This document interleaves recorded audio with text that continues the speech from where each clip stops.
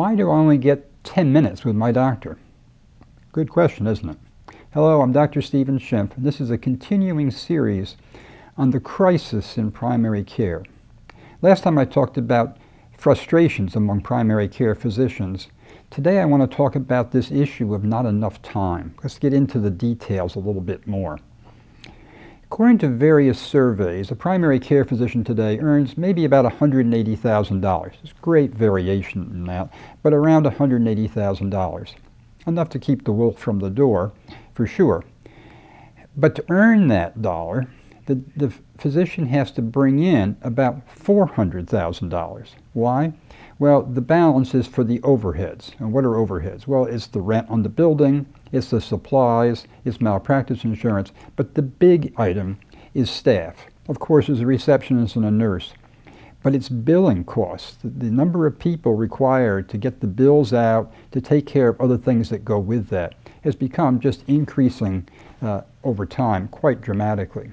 It used to be, not that many years ago, that a physician could see about half the number of patients as today and earn the same income.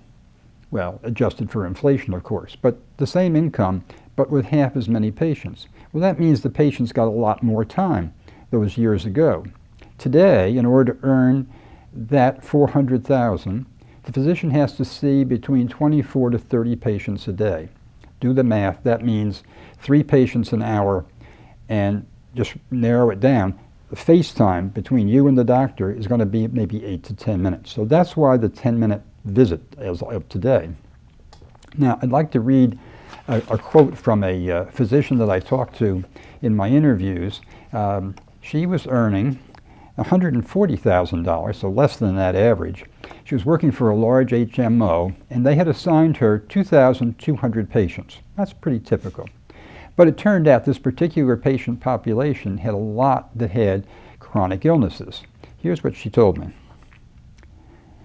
That is earning $140,000 and 2,200 patients.